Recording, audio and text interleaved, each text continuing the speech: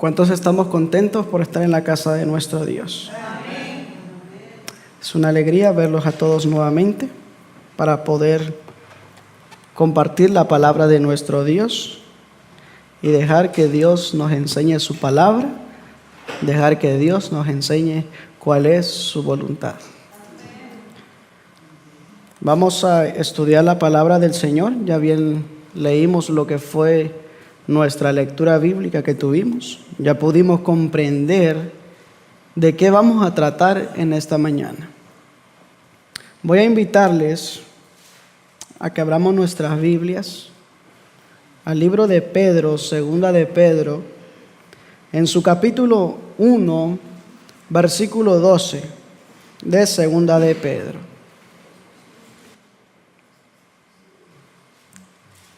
La palabra del Señor dice: por esto, yo no dejaré de recordaros siempre estas cosas, aunque vosotros las sepáis y estéis confirmados en la verdad presente. ¿Qué entendemos cuando hablamos sobre la verdad presente? De una verdad importante, ¿no? De una verdad que es relevante para el tiempo en que estamos viviendo.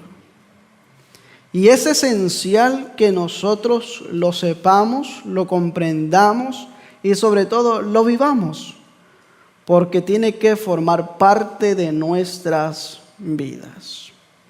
Y es evidente, mis hermanos, que en todas las épocas y en todos los tiempos, Dios siempre ha tenido una verdad presente para cada tiempo. Voy a compartirles esta declaración del Espíritu de Profecía en el libro de Primeros Escritos, página 63. Dice así: son muchas las preciosas verdades que contiene la palabra de Dios, pero es la verdad presente lo que el rebaño necesita. He visto el peligro que existe de que los mensajeros se desvíen de los puntos importantes de la verdad presente para espaciarse en temas que no tienden a unir el rebaño ni santificar el alma. En esto, Satanás aprovechará toda ventaja posible para perjudicar la causa. Hay dos cosas importantes que hace la verdad presente y debemos saberlo. Una, unir al rebaño de los hijos fieles. Porque la verdad presente para muchos puede ser una verdad especial, puede ser una verdad importante y relevante que nos va a preparar para el reino de los cielos, y para otros estos mensajes son fanatismo. Para otros estos mensajes son que no tienen importancia, alarmistas. O sea que eso, ya vimos en la escuela sabática cómo lo trataron a Noé por dar un mensaje que era importante, que era relevante para su tiempo, para preparar a aquellos que vivían en esa época. Sin embargo, lo menospreciaron y no lo recibieron. Pero ahora aquí nos dice algo importante. La verdad presente, cuando es bien presentada para aquellos hijos fieles, va a unir al rebaño. Y esa verdad presente va a santificar el alma, porque ese es el objetivo de la verdad. Ese es el objetivo de la palabra de Dios, que el alma pueda ser santificado. Con ese objetivo, Dios nos da la verdad presente. Vamos a ir al libro de Génesis, vamos a ver cuál era la verdad presente para los días de Noé. Aunque ya se había mencionado, vamos a volver a mencionarlo. En Génesis capítulo 6, en su versículo 13 y 14, nos dice así: y dijo Dios a Noé: el fin de toda carne ha venido delante de mí, porque la tierra está llena de violencia a causa de ellos, y aquí yo los destruiré con la tierra. Hazte un arca de madera de gofer, harás compartimentos en el arca y la calafatearás con brea por dentro y por fuera. Verso 17. He aquí que yo traigo un diluvio de aguas sobre la tierra para destruir toda carne en que haya espíritu de vida debajo del cielo. Todo lo que hay en la tierra morirá. Ese fue el mensaje que Dios le dio a Noé. Voy a poner fin a todo ser viviente, pero tú, porque dice la Biblia, Noé halló gracia delante de los ojos de Dios. Y Dios le dijo, pero tú hazte un arca, prepárate. Y Noé obedeció a Dios. ¿Cuál era el mensaje preciso, el mensaje importante para esos días? Que viene un diluvio. Y miren cómo lo dice el don profético, patriarcas y profetas. Fíjense cómo dice. En medio de la corrupción reinante, Matusalén, Noé y muchos más trabajaron para conservar el conocimiento del verdadero Dios y para detener la ola del mal. Ese fue el trabajo de Noé y Matusalén. Fíjense, Matusalén vivió hasta esos tiempos. Colaboró con Noé para poder realizar lo que Dios les había mandado. Sigue diciendo, 120 años antes del diluvio, el Señor mediante un santo ángel comunicó a Noé su propósito y le ordenó que construyese un arca. Mientras la construía, había de predicar que Dios iba a traer sobre la tierra un diluvio para destruir a los impíos. Ese fue el mensaje que Dios le dio a Noé. Voy a destruir la tierra porque el corazón de todos estaba propenso solamente al mal.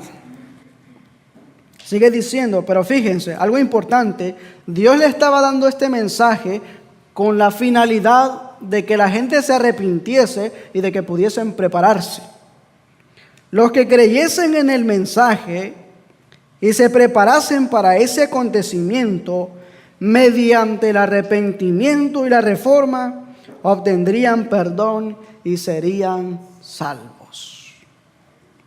Enoc había repetido a sus hijos lo que había manifestado tocante al diluvio, y Matusalén y sus hijos alcanzaron a oír las prédicas de Noé y le ayudaron en la construcción del arca. Es decir, la Biblia muestra que Noé preparó el arca, pero vemos ahí que vieron otros más que colaboraron con la preparación, con la construcción del arca. Pero vamos a ver ahora cuando Dios le dice a Noé, prepárate un arca, ¿cuál fue la actitud de este hombre? ¿Decidió obedecer a Dios o tomó la misma posición que tenían las personas de aquella generación? Vamos a ir al libro de Hebreos, capítulo 11, en su versículo 7. Fíjense lo que dice. Por fe, Noé, siendo advertido por Dios de cosas que aún no se veían, con temor preparó el arca en que su casa se salvase.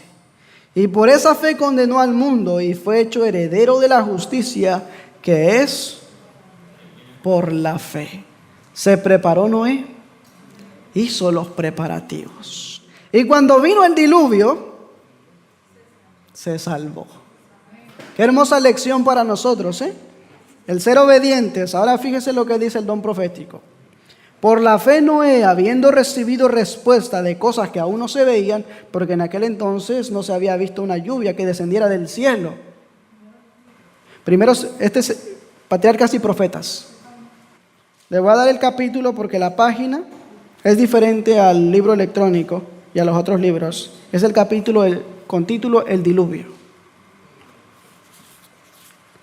Fíjense, por la fe Noé, habiendo recibido respuesta de cosas que aún no se veían, con temor aparejó el arca en que su casa se salvase. Ojo con eso, esa palabrita, ese temor, no era temor de miedo, era temor por amor a Dios. Debemos entender eso. Cuando buscamos en el original esa palabrita, temor por amor, por respeto hacia Dios, no por miedo.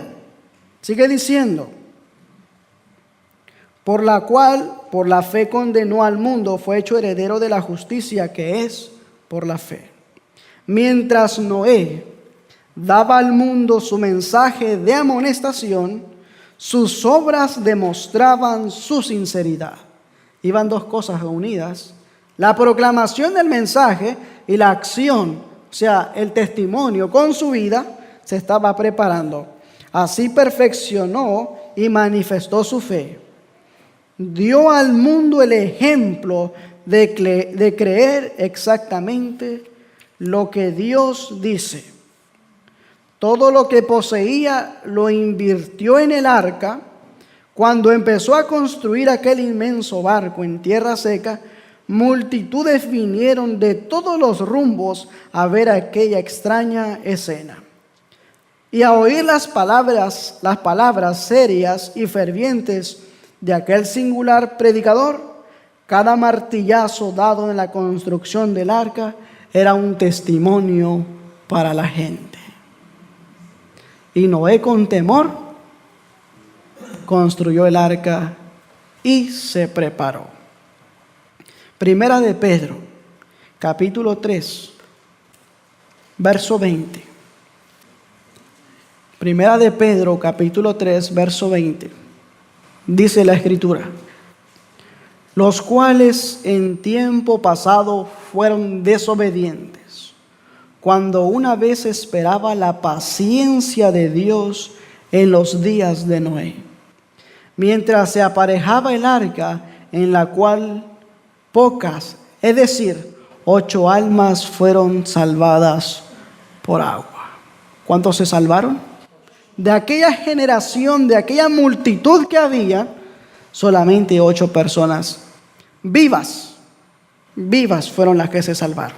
Porque hubieron otros que bajaron al descanso antes de ese dicho acontecimiento, que van a ser salvos. Ahí está Matusalén, quien colaboró con esa construcción del arca. En los días de Jonás también había un mensaje de verdad presente. Vayamos al libro de Jonás. Ya pudimos contemplar lo que sucedió en los días de Noé. Ahora veamos lo que sucedió en los días de Jonás.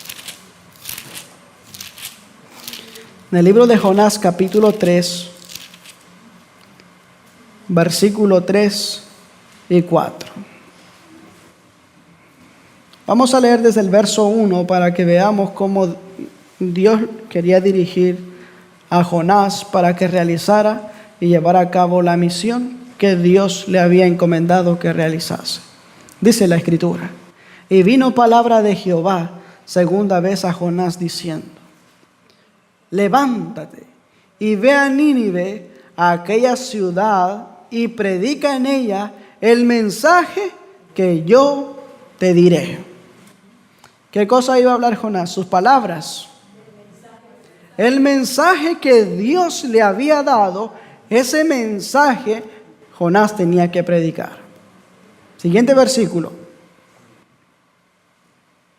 Y se levantó Jonás y fue a Nínive, conforme a la palabra de Jehová, y era Nínive ciudad sobremanera grande de 3 días de camino.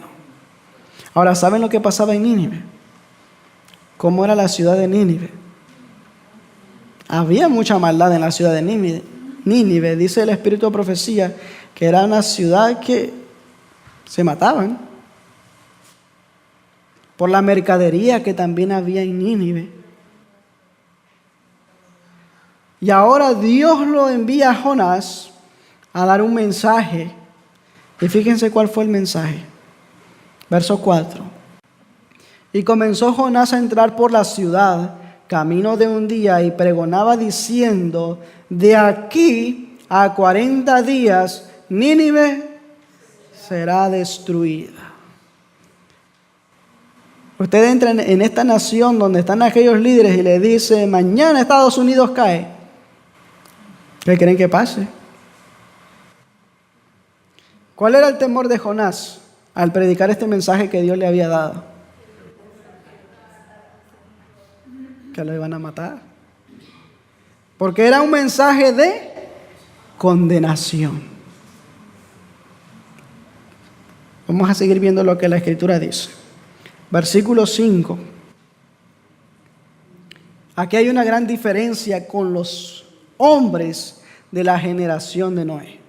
Dice la Escritura: y los hombres de Nínive creyeron a Dios y pregonaron ayuno y se vistieron de cilicio, desde el mayor de ellos hasta el menor de ellos. ¿Creyeron en las palabras de Jonás? Sí. ¿Hicieron los arreglos necesarios?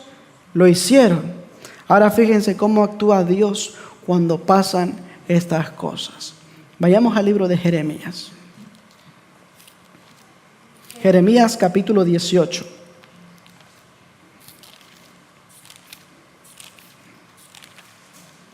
Versículo 7 al 10. Jeremías 18, versículos 7 al 10. La Escritura nos dice: en un instante hablaré acerca de una nación o de un reino para arrancar y derribar y destruir. Si esta nación de la cual he hablado se vuelve de su maldad, yo me arrepentiré del mal que había pensado hacerle. Y en un instante hablaré acerca de una nación y de un reino para edificar y para plantar. ¿Qué hizo Dios en el caso de Nínive?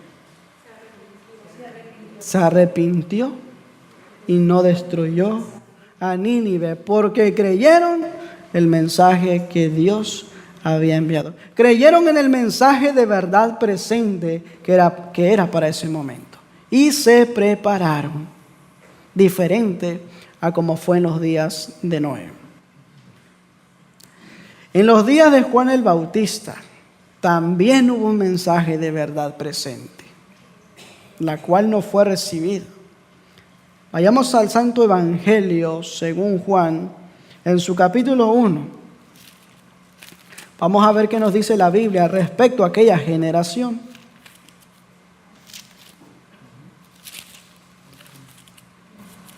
Juan capítulo 1, versículos 6 y 7.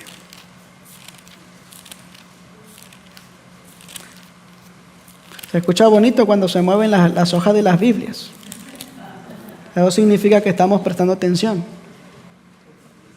Dice la Escritura: hubo un hombre enviado de Dios, el cual se llamaba Juan. Este vino por testimonio, para que diese testimonio de la luz, para que todos creyesen por él. ¿De quién iba a dar testimonio? De la luz de Jesús. Y cuando a él le preguntaron: ¿quién eres? Verso 23.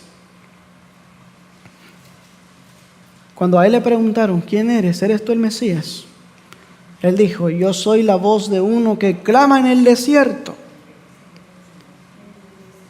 enderezad el camino del Señor, como dijo el profeta Isaías. Ahora vamos a ver cuál fue la actitud y cuál fue la acción de aquellos que estaban recibiendo ese mensaje de verdad presente para los días de Juan. Vayamos al libro de Lucas, capítulo 7, versículo 30. Dice la Escritura. Pero los fariseos y los doctores de la ley rechazaron el consejo de Dios contra sí mismos, no siendo bautizados por él. Perdón. ¿Cuál fue el mensaje? ¿Cuál fue la actitud que tomaron estas personas? ¿Recibieron el mensaje de Juan el Bautista? Desecharon el mensaje. Tomando en cuenta lo que ya hemos mencionado, volvamos al libro de Pedro, capítulo 2, segunda de Pedro, capítulo 1, versículo 12. Volviendo a retomar la verdad presente. ¿Qué efecto produjo en los que lo recibieron? ¿Y qué efecto produjo en quienes no lo recibieron? Segunda de Pedro, capítulo 1, versículo 12. Ahora el apóstol Pedro dice ahora: por esto, yo no dejaré de recordaros siempre estas cosas, aunque vosotros las sepáis y estéis confirmados, ¿dónde? En la verdad presente. De antemano se ha dicho que en la repetición está el aprendizaje. Pero también en la práctica aprendemos mucho más. En cada generación, como ya hemos mencionado, siempre ha habido una verdad presente.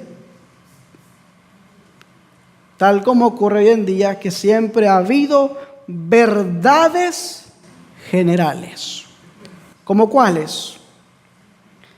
Como el amor, la fe, la esperanza, el arrepentimiento, la obediencia, la justicia y la misericordia. Estas verdades siempre han sido verdades oportunas, porque son necesarios en todo tiempo. Pero, y de naturaleza salvadora en todos los tiempos, las verdades presentes, sin embargo, incluyen a todas estas. Fíjense lo que dice ahora aquí. ¿Por qué es necesario dar el mensaje de verdad presente? Evento de los últimos días, página 17.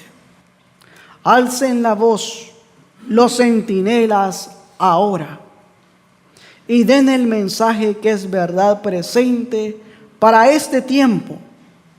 Mostremos a la gente dónde estamos en la historia profética. Pero es necesario comprender qué es la verdad presente. Aunque muchos desconocen qué es la verdad presente. Ya vimos que para cada época ha habido una verdad presente, ha habido verdades generales, pero la verdad presente es relevante para cada momento en que Dios ha enviado a proclamar ese mensaje. Voy a retroceder un poquito y voy a mencionarles por qué es importante la verdad presente. Para que sentemos base, porque ¿qué produce la verdad presente en aquellos que lo reciben? Son muchas las preciosas verdades, como ya lo hemos mencionado, muchas que contienen la palabra de Dios. Pero es la verdad presente lo que el rebaño necesita. Oh, pero hoy en día hay personas que se paran en el púlpito y dicen, cuando se predican esos mensajes echan miedo a la gente. Muchos rebajan la norma de la verdad para simpatizar con la gente. Pablo dijo, si no sería yo un embajador de Cristo si tratara de empatizar con ustedes. Porque fíjense lo que hace la verdad presente. He visto el peligro que existe dentro de los mensajeros, que los mensajeros se desvíen de los puntos importantes de la verdad presente. Y eso lo hemos visto. De antemano lo hemos visto, como hoy en día en los púlpitos no se predica la verdad presente. En los púlpitos se habla de cuentos, de historias, menos de un mensaje de preparación. Y decimos, ¿qué alimento le estamos dando al pueblo? ¿Qué alimento le estamos dando al rebaño del Señor? Porque la verdad presente va a unir al rebaño y va a santificar el alma. Ese es el objetivo de la verdad presente. Teniendo en cuenta esto, dice el don profético, ¿cuáles deberían ser los mensajes en que debemos espaciarnos ahora? Primeros Escritos, página 63, el capítulo Los Mensajeros. Les recomiendo que lo lean, es importante eso. Primeros Escritos, capítulo Los Mensajeros, capítulo 13. Pero los temas como el santuario, ¿cuánto hemos aprendido del santuario? Ahí viene todo, todas nuestras verdades. En relación con los 2300 días, ¿hemos podido explicar esa profecía tan larga de los 2300 días de tardes y mañanas que habló el profeta Daniel? Los mandamientos de Dios y la fe de Jesús, ¿hemos experimentado eso? Son perfectamente adecuados para explicar el movimiento adventista pasado y cuál es nuestra posición actual. Establecer la fe de los que dudan y dar certidumbre al glorioso futuro. He visto con frecuencia que estos eran los temas principales en los cuales deben espaciarse los mensajeros. ¿Cuáles temas? A ver si estamos prestando atención. ¿Cuáles temas? El santuario en relación con los 2300 días de tardes y mañanas. Los mandamientos de Dios y la fe de Jesús. Y ojo, ahorita le voy a mencionar otro. Primeros Escritos, capítulo 13, título Los Mensajeros, página 63. Dice el libro El Otro Poder: la proclamación de los mensajes del primero, segundo y tercer ángeles han sido ordenadas por la palabra de inspiración. No ha de removerse ni un alfiler ni una clavija. Ninguna autoridad humana tiene más derecho a cambiar la ubicación de estos mensajes que el de sustituir el Antiguo Testamento por el Nuevo. El Antiguo Testamento es el Evangelio en figuras y símbolos. El Nuevo Testamento es la sustancia. Uno es tan esencial como el otro. El Antiguo Testamento presenta lecciones de los labios de Cristo y estas lecciones no han perdido su fuerza en ningún detalle. El primero y el segundo mensajes fueron dados en 1843 y 1844. Y ahora estamos bajo la proclamación del tercero. Importante, ¿no? ¿Bajo qué proclamación estamos? Del tercero. Ahora vayamos al libro de Apocalipsis. ¿Cuáles son esos mensajes? Apocalipsis capítulo 14, versículo 6 en adelante. Vamos a ver qué dice la Escritura. Dice la Escritura: vi otro ángel volar en medio del cielo, que tenía el evangelio eterno para predicarlo a los moradores de la tierra, a toda nación, tribu, lengua y pueblo, diciendo en alta voz: temed a Dios y dadle gloria, porque la hora de su juicio ha venido. Adorad a aquel que hizo el cielo, la tierra, el mar y las fuentes de las aguas. ¿Qué mensaje es ese? El mensaje del primero. Fíjense hacia dónde llama nuestra atención el primero. A reconocer a Dios, abandonar el pecado individual y reconocer que Dios es nuestro Hacedor, que nos hizo, nos formó, y rendirle la honra y la gloria solamente a Él. Siguiente. Y el otro ángel le siguió diciendo: ha caído Babilonia, aquella gran ciudad, porque ella ha dado a beber a todas las naciones del vino de la ira de su fornicación. Este mensaje nos invita a abandonar el pecado corporativo. Fíjense. Y ahora vamos a ver lo que dice el tercero. Bajo la proclamación de la cual nos encontramos. El tercer ángel lo siguió diciendo en alta voz: si alguno adora a la bestia y a su imagen, y recibe la marca en su frente o en su mano, él también beberá del vino de la ira de Dios, el cual está vaciado puro en el cáliz de su ira, y será atormentado con fuego y azufre delante de los santos ángeles y delante del Cordero. ¿Qué mensaje es ese? El mensaje del tercer ángel. ¿Bajo qué mensaje estamos nosotros? Estamos bajo la proclamación del mensaje del tercer ángel. Muchos años atrás, uno de los dirigentes, uno de los presidentes de la Asociación General de los Adventistas del Séptimo Día, eso lo presenté en un tema anterior hace ya mucho tiempo, que dijo que hablar sobre el papado era ¿qué cosa? Basura. Pero fíjense cómo está escrito aquí. Y hay mucha gente, muchos individuos que dicen: no prediques esos mensajes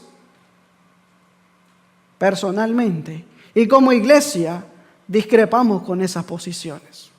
Porque ese es nuestro mensaje. Ese es el mensaje que debemos predicar ahora. Ese es el mensaje de verdad presente que va a unir al rebaño y va a santificar el alma. Ese mensaje. No hay otro. Pero es importante que lo proclamemos y que lo vivamos.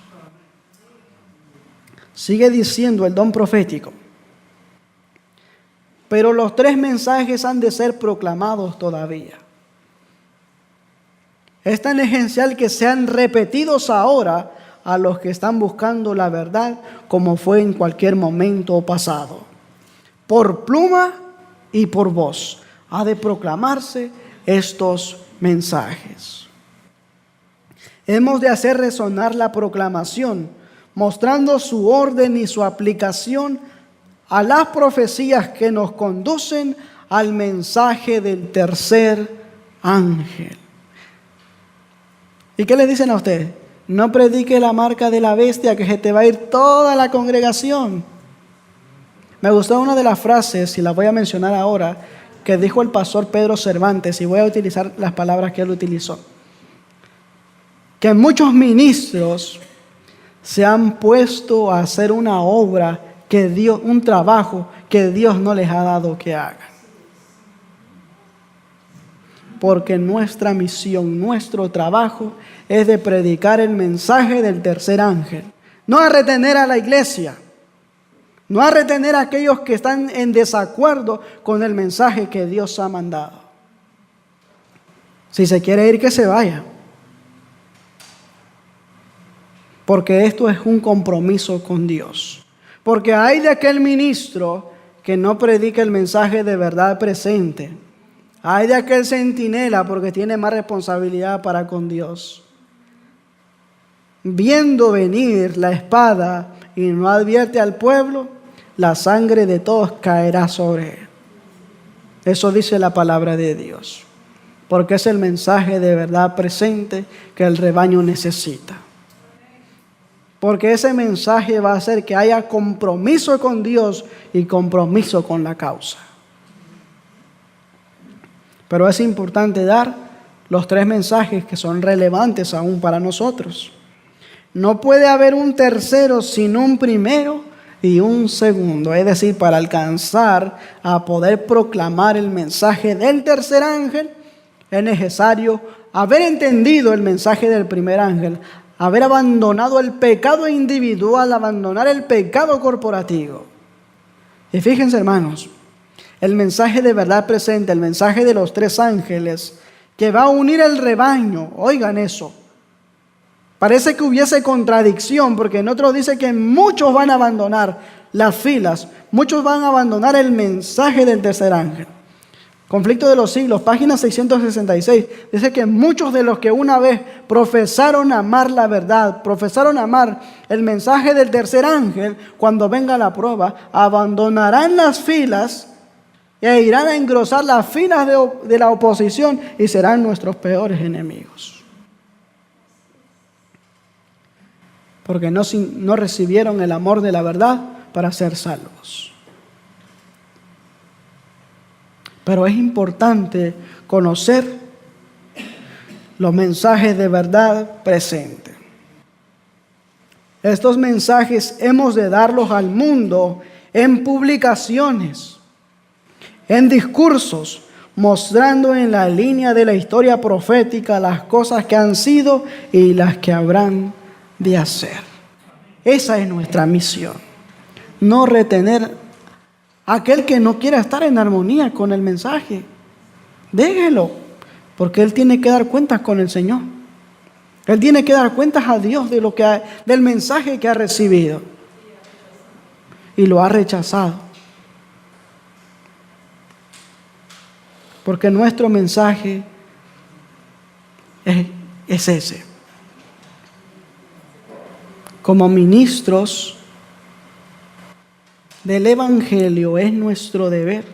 Me incluyo, porque al conocer esto, tengo que dar cuentas a Dios de lo que estoy haciendo ahora. Pero es nuestro deber predicar dichos mensajes. Testimonios para la Iglesia, tomo 6, página 67, dice así: corremos el peligro de dar el mensaje del tercer ángel de forma tan indefinida que no impresione a la gente.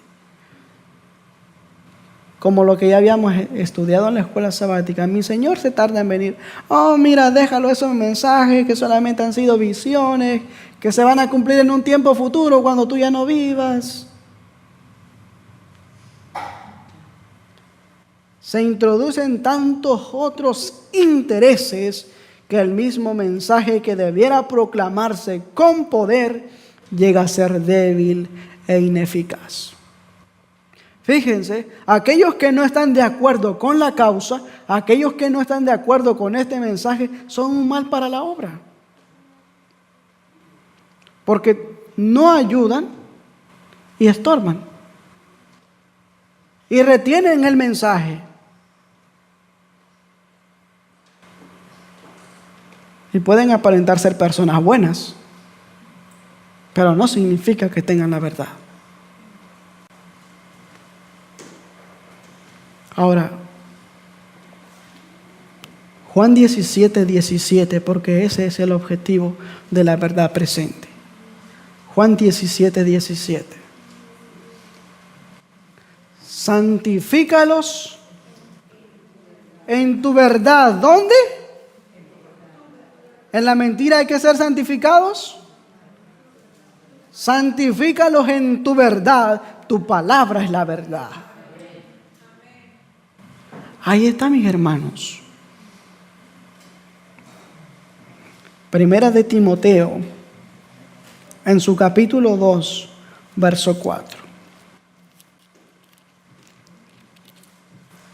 Dice la Escritura: el cual quiere que todos los hombres sean salvos. ¿Cuántos? Todos. Y vengan, ¿dónde? A la mentira. Al conocimiento de la verdad. Porque hay un solo Dios y un solo mediador entre Dios y los hombres, Jesucristo, hombre. Ahora, otra de las cosas, después que recibimos la verdad, ¿qué debemos hacer con la verdad? Vamos a ir a la Escritura. Segunda de Tesalonicenses, capítulo 2, versículo 13.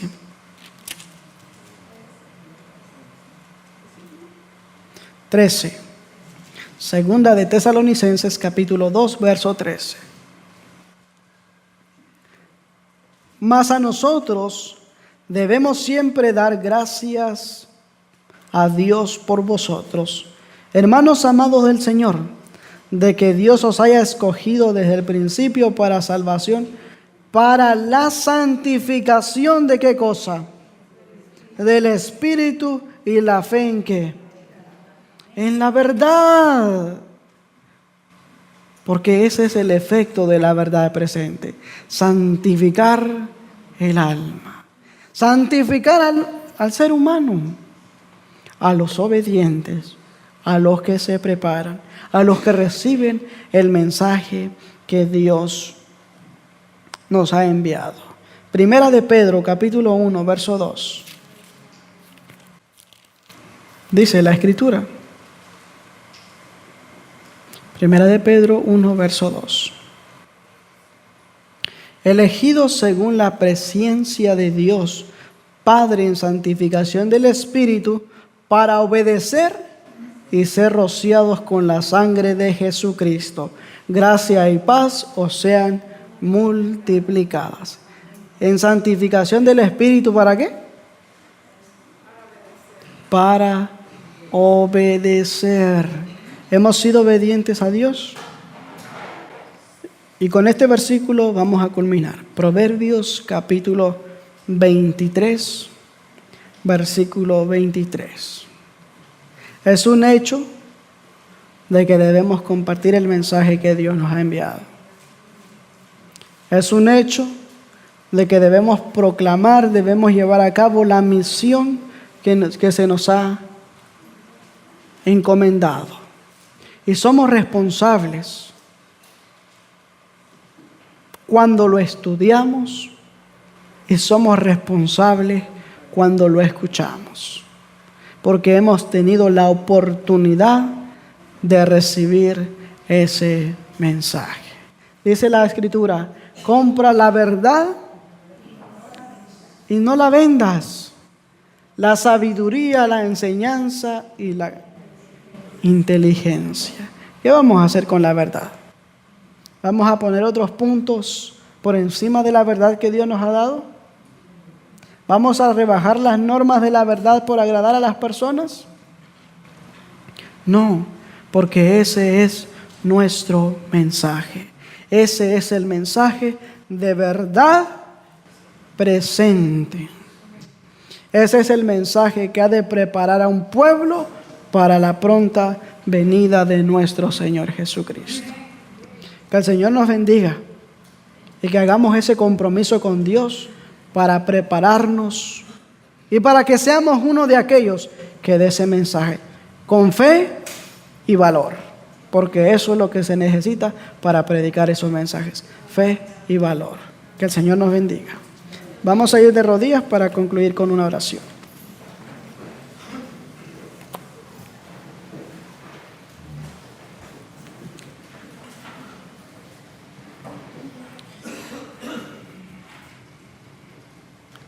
Padre amoroso, que moras en las alturas de los cielos, en el nombre de tu Hijo amado Jesucristo nos presentamos delante de tu presencia, agradecidos por tantas misericordias, tantas bondades que muestras a cada uno de tus hijos. Queremos rogarte, oh Padre, que nos ayudes a poder cumplir el propósito con el cual tú nos has llamado. Que podamos predicar este mensaje con fe y con valor. Ayúdanos a poder desarrollar la fe y ayúdanos a poder tener valor. Sé con nosotros todos los días de nuestras vidas. Enséñanos tu camino para que podamos andar por el camino de la rectitud. y guárdanos de todo mal y ayúdanos a crecer de gracia en gracia para que podamos reflejar tu carácter.